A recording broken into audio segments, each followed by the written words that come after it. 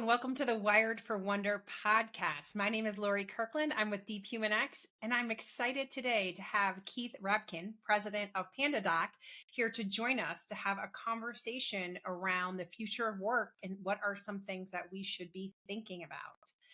Keith, just to give our audience a little bit of background on who you are, do you want to do a quick introduction? Sure. Thanks for having me. I'm excited for our discussion. It's going to be hopefully very illuminating, but lots of uncertainty ahead, and we'll see if we can elucidate what we're thinking about it. But I'm the president of PandaDoc. PandaDoc is a document workflow platform specializing in companies of all sizes, helping with contracts, agreements, and sales proposals. We really help drive efficiency, and we'll be talking a lot about efficiency in other forms today, but really proud of what we've built at PandaDoc. Oh, awesome. Great. And thanks for joining us. And when I think about PandaDoc and kind of all of the different companies that you work with, and then the way that you have to think about different people having different requirements and needs, right? It leads me to a question immediately into the future of work of how do you define self-leadership in work? How is it that you manage yourself and help your customers manage themselves to really take advantage and stay adaptable, right, in a changing world? Yeah, so I spent 10 years at Google a long time ago, early in my career, but it was very instrumental in guiding me in how I think about, self-directed work and how you serve customers. And I try to use two key criteria in everything we do at PandaDoc and everything I do as a business leader. The first is you've got to be customer centric. And so in many ways, that means you've got to let the customer choose how they serve themselves. At PandaDoc, we have both a very strong product-led growth funnel where customers will come in of their own volition, do a trial, figure out how to do what they want in the platform, and get started very seamlessly. But we also have a sales-led funnel where customers will come in and they want some help. They want to speak to a human. They want that human to guide them on their journey. They want help with the implementation. And so I really believe you've got to let customers transact in the way they want.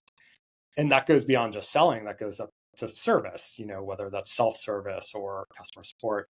As a consumer myself, I don't ever want to call support. I like to self-solve. But you've got to embrace that principle of letting people find their own way. And then the second core principle I like to live behind is the best decisions are made locally. They're made by the people closest to the problem.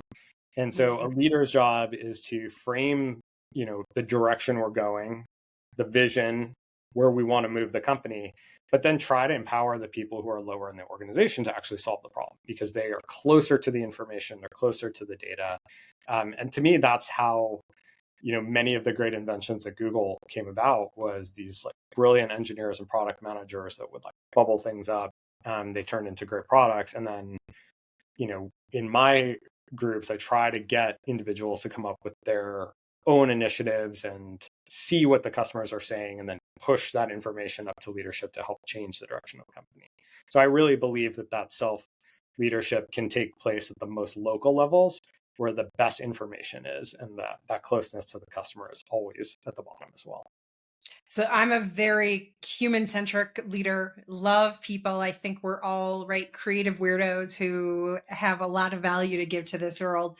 But in the corporate world, there's a lot of things that don't have to do with being human-centered, right? With reports, with earnings, with measurements that I'm sure at some point were very valuable to help with efficiency and productivity, but have almost taken over outcomes and goals, right? So a lot of teams and people are working more towards getting those metrics than they are actually staying human centered and becoming outcome focused about how things will impact the people, whether it's the employees or the customers. What advice might you give, or what is your thinking around how can you as a leader, right, shape the vision that your employees are going to look at and your customers are going to look at? How can you shape that to be big enough and inclusive enough to allow for change and adaptability to happen? I think we are always trying to solve what makes human special and what they are uniquely suited to do. At least for today, uniquely suited to do, right? With AI, maybe we'll lose some of those competitive advantages that we have, but I think others will remain, and maybe we'll talk about that. But I try to always do the things that humans are really good at. And when you hire, you're typically hiring for something that makes the individual unique, whether it's in a marketing role and they're unique at crafting copy or speaking to individuals, or a sales role where they're unique at their ability to close a deal, or they're a product manager who has this unique insight into what the future of this interaction with the machine will be. So I try to zero in on how do I take all the things that are distracting from that and get them off the plate. Manual reporting, redoing work. Like I always say as an executive, please don't ever put something in a presentation for me. Like show me the raw data, show me the table in the CRM, pull the Google Analytics straight up. Like I don't want you to have to recreate the work, because that's taking you away from doing something that is your unique talent and adds value to the organization. The only way those things add value is if the executive that is making a decision can't distill the information from the form you're getting it at. So I like to have people spend time on like, what's the takeaway? What's the focus? Where are we going next? Rather than like, this is the format or this is how we craft it. And I think with the way technology is going, we will have more of those unique human interactions because we're automating a lot of the low value work. It strikes me, and we talked about in our meeting earlier, there's maybe a lot of fear and uncertainty, but I try to think back to when we were all going on the internet. Like we didn't know what we were getting into. There was this fundamental transformation of like salespeople meeting everybody in person, and you always had to meet in person to sell anything. And now we've sort of democratized access through the internet, streamlined communication, reduced friction. Now AI and new technology is changing the way that we'll be able to do that in data science, workflow management, project management, creativity. And so I think that's going to allow new opportunities for maybe more of this human to human interaction as the way that the next level of skills will create differentiation in the workplace. Wow, you gave me like so many things I want to respond to there.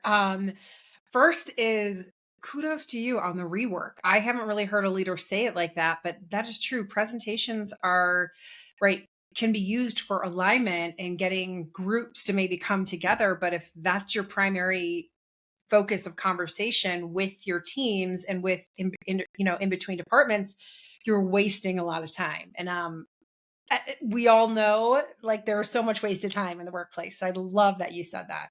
Thanks. Yeah, I was just also thinking when you said that, made me think of meetings. Does anybody think they like have too few meetings in a day? No, I mean everybody always talks about too many meetings, and how can you continue to distill information and disseminate that information so that when you do have meetings, they're really productive and have alignment around a focused topic. Well, and how can we shift the thinking that everything needs to become a process and standardized? That drives me a little bit bonkers. That right, everybody gets very clear on. I know this process. I know something that was meant to be set up so that you can get a specific outcome becomes actually more important than the outcome itself, right? And that having a meeting about it is a great example of that. Like people who still, it drives me bonkers when people get on meetings and they list off the name of everybody.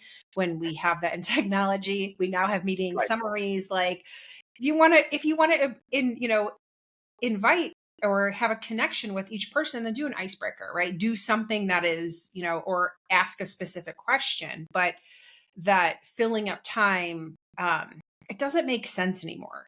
And I think that going forward with, like you said, AI is the changes here. It's going to cause a lot of up leveling of human skills that we already have innate in us: intuition, creative thinking, innovation. But the current work model is really stifles a lot of that. It stifles critical thinking. It really rewards short term having the answer, being knowledgeable about the next step, but not necessarily thinking about the big picture. And this reminds me of kind of what I think all of us felt after the pandemic, right? we had this global reset, and then everybody tried to come back to work, and it's very clear that work isn't working anymore, right? Like we all know it has to change. But then so many companies and so many leaders are trying to run an old playbook that is based on an old model that doesn't work anymore. So I think there's this opportunity for us to take advantage, especially as leaders, with AI to say, well, look, here's our chance to right the wrongs we learned from the pandemic to actually create some new ways of thinking and models of operation going forward. When I say that, I just want to hear what you think. Yeah, it's interesting.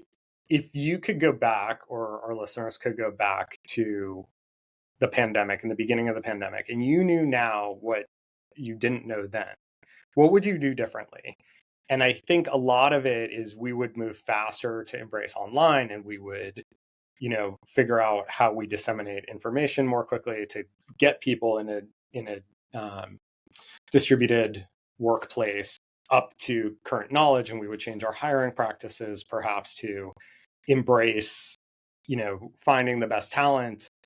And that brings me to today, which is I think the winners in this new world are going to be the ones who experiment and embrace change fastest. And it doesn't mean throwing away everything, but it does mean that there's a lot of opportunity to experiment and disrupt.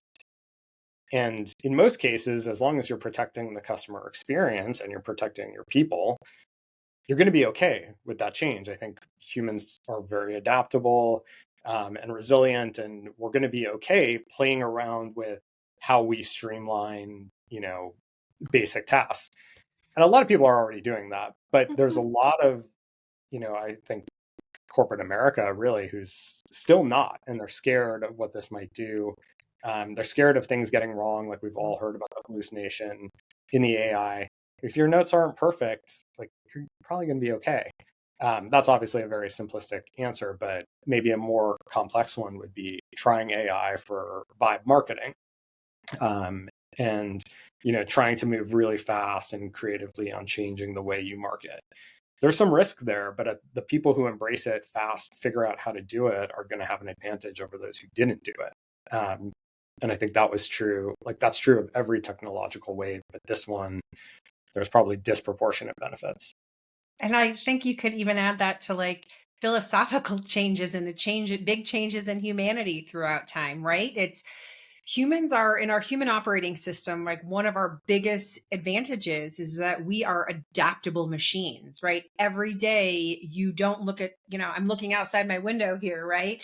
I'm seeing something different than I saw yesterday because I've taken in my experiences from, my past day. So it's not the same. And that's something that humans are really, really, you do it in your daily life all the time. However, when it comes to work, it feels like we have a little bit more expectation of, I'm going to be a little bit more robotic. I'm not going to take risks, right? Because there is that fear of, yes, we all have the ego of, I want to be right. I want to look good. I want to do that. But we kind of forget that we actually have this adaptable machine where, right, we can create innovation cycles. We can create small experiments because that's actually what human beings are the best at.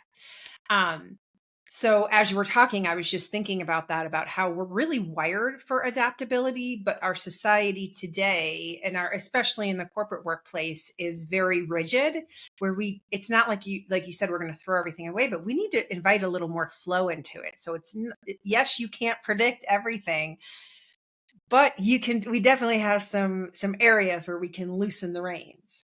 Well, we're definitely wired for adaptability, but we're also wired for comfort. And that comfort of the way we do things today is the thing that leads people to, like we were just talking about, read the names of the people in the Zoom meeting, even though we can all check and see who's there. So we have to find ways that we can break that. And I think know that it's going to be okay. And so that's one. I think the other thing we're wired for, which is a unique competitive advantage, or I don't know why I keep saying competitive advantage. We're not competing, but an advantage is human to human interaction. There is just still so many times that no matter how you let your customer choose, they want to talk to a human, or different things happen in a human to human interaction. I just had a sales rep who asked me to join a call tomorrow. And, there's all this data that says having multiple people on a call leads to better outcomes, better close rate, higher ACVs. But why is that? That's because this like deep interaction happens where there's back and forth and different discussions, and it creates this richness and a sense of trust. That's going to be even more important in the world where AI is feeding us the information about what to say or what this customer might care about or what are the circumstances that are changing. It frees up time to spend more time with humans. We've almost gone in the reverse, right? From the people to people face days before the internet to now, the internet has enabled things to move so fast that we actually, in some ways, spend less time with people and more time in front of our computers and crunching numbers and researching. This is going to free that back up to spend more of that human to human interaction that hopefully will lead to better business results and more rewarding work experiences. Well, and what kind of thinking do you need? Because I 100% agree with you, right? If AI is going to come in and create more efficiency, and let's say 50% of your time is freed up, right? As leaders, we got to start thinking about, well, what would I fill that time up with, right? Would it be, is there a way to incorporate what I value, what my purpose is, to bring that into my workplace to do something that's greater than me alone, right? And almost get back to the way it was, I'd say almost before the industrial complex, right? Where it was, no, people really valued their work. There was a lot of pride in it. And where we're at today in a lot of scenarios is that it feels soul sucking. It feels like it's me and a machine, and my work is asking me to become a machine. We have this opportunity with AI to say, no, we're going to actually use that time for something that's going to be greater for humanity, greater for myself. And man, just bring some joy back into work, right? Yeah, I mean, I think for the extroverts, it's pretty obvious. It's going to be that human to human interaction because you freed up all this time that was previously spent on mundane tasks that didn't have you connecting with humans, or that many would call soul sucking. For the introverts, maybe it's more time like thinking, what is the next question you're going to pose to the AI? What is the next question you're going to ask, or spend your time pondering or think through like how this product might develop? And I think, the other piece that's really interesting is in these human-human interactions, like there's this spontaneous thinking. I do think AI will one day be able to like read the social, like the cues in the conversation, or like the way my face is twitching, or, these like micro tells. But for All the now, things that we read naturally as human right. beings because of evolution.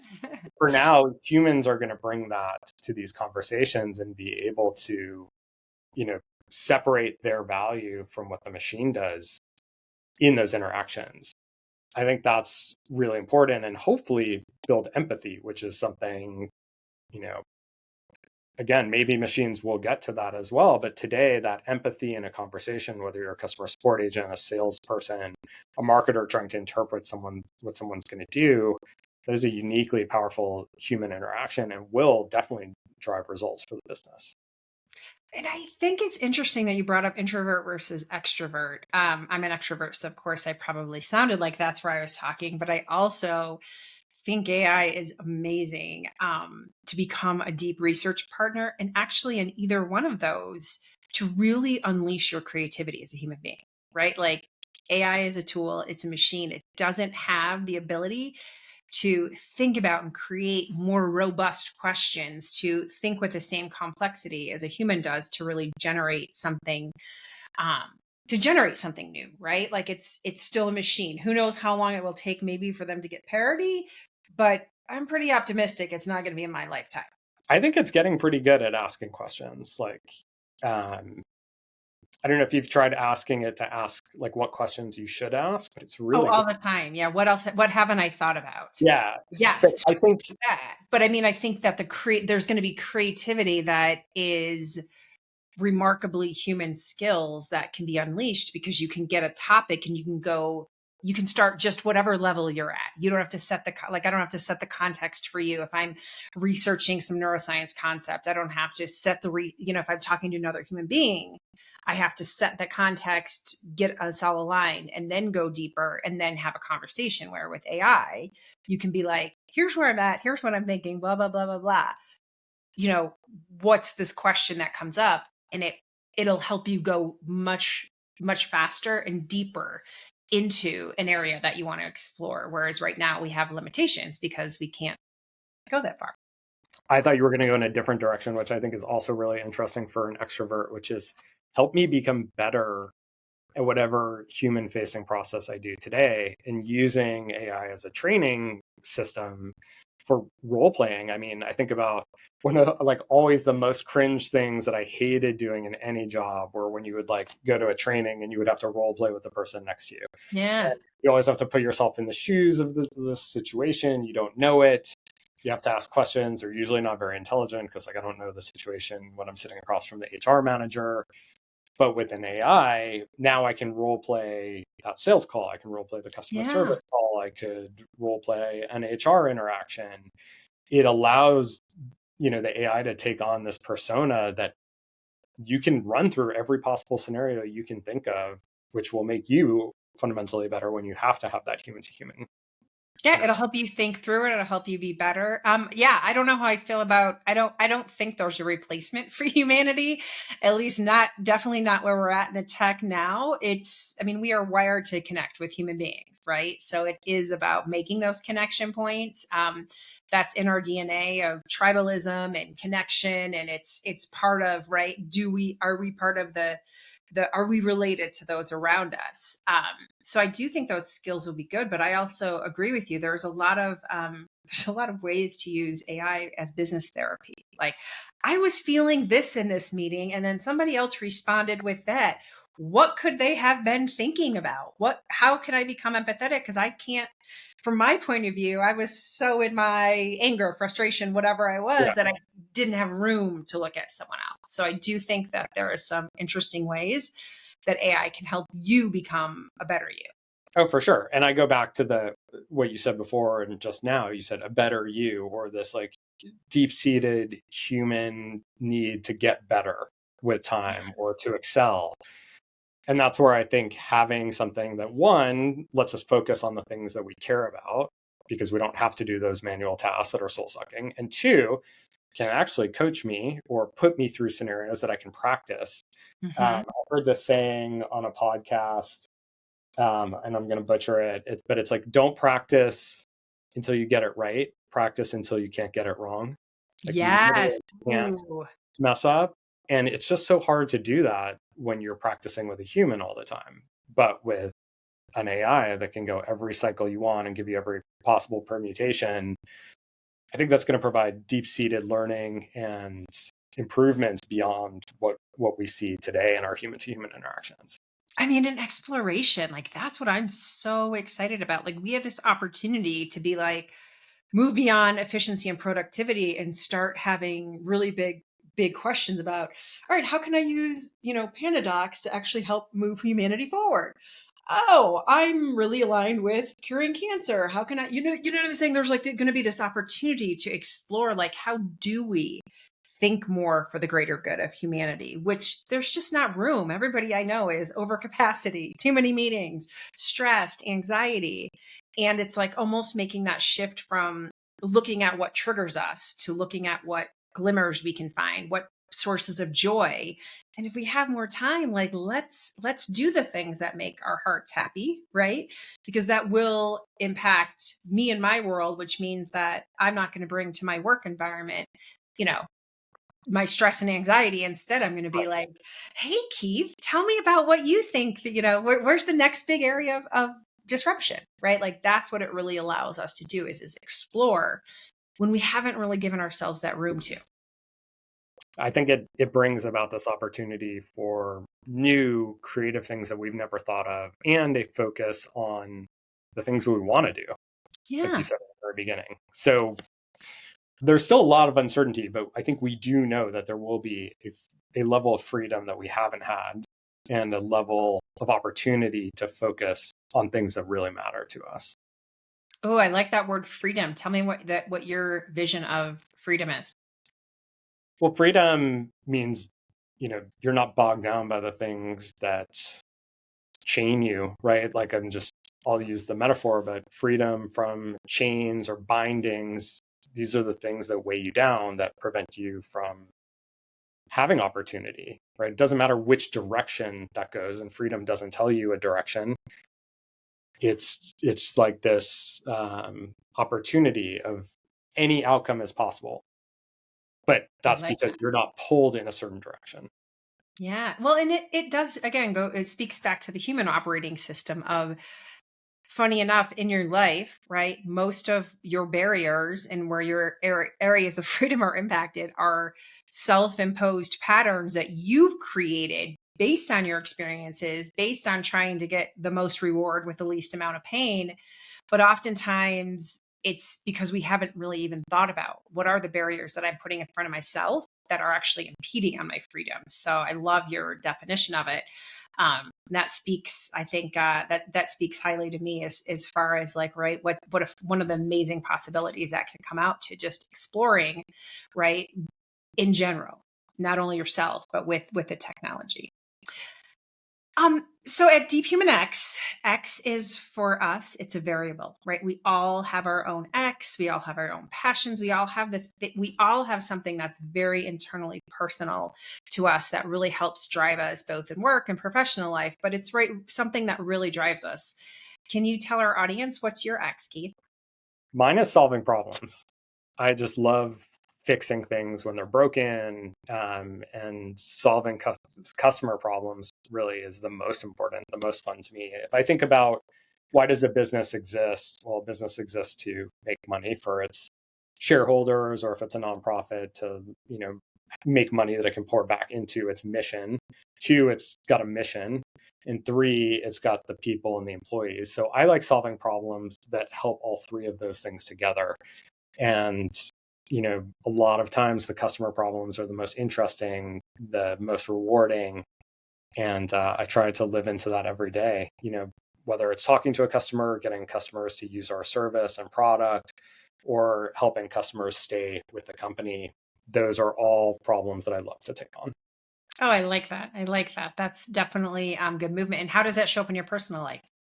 The problem solving ability. Um, Skills. oh, the problem solving ability. Well, I help my daughters with their homework, fixing things that are broken around the house, helping my wife when she's too busy to do something, or freeing her up so she can go pursue whatever she's working on at the moment. So lots of ways. And in my personal life, I'm also a workaholic. So I like to go back to work and solve more problems in my own personal time. That's funny. My partner is like that too. But so my follow-up question to that then is what does that problem solving give to you? Is that like an act of service, an act of love, an act of like, what is it that personally you get from doing something that you do naturally? What is it that is really your driver there? I think it's everything. I mean, I believe in purpose, and so doing something that makes life better for my family, my customers, my coworkers is really rewarding to me. Being busy feels like just work. It can't be work that doesn't have a purpose, but Mhm. it's got that purpose, then I always feel good after it. It becomes like a source of energy for you Oh, absolutely. versus an energy drainer. Absolutely. Okay, so I have two more questions for you. So, in two sentences or less, Keith, what do you think the future of work will look like because of AI? It'll be more rewarding, more human centric, and more enjoyable. Yeah, let's hope that. I hope that that's where we go because that would be amazing, right? Yeah. All right. And then my last question for you. What are the top three skills you feel that people should work on developing to remain relevant and impactful in their careers in the next, as this wave of AI changes the workplace?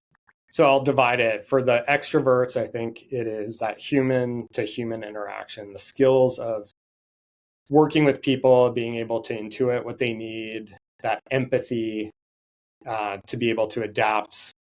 And then for the introverts, I would say just that ability to future think and to find new questions to ask and collaboratively solve with the AI. Well, great. Well, Keith, thank you so much for joining us today. Your knowledge and your insight and your positive outlook is amazing. So we appreciate that. If our listeners were trying to find you or your company, where should they go? Where should we send them? Go to PandaDoc.com. We would love to have you as a customer. We can help with so many different use cases around document workflow. Awesome. Well, great. Thanks everyone for listening, and thanks for joining us, Keith. Bye, everyone.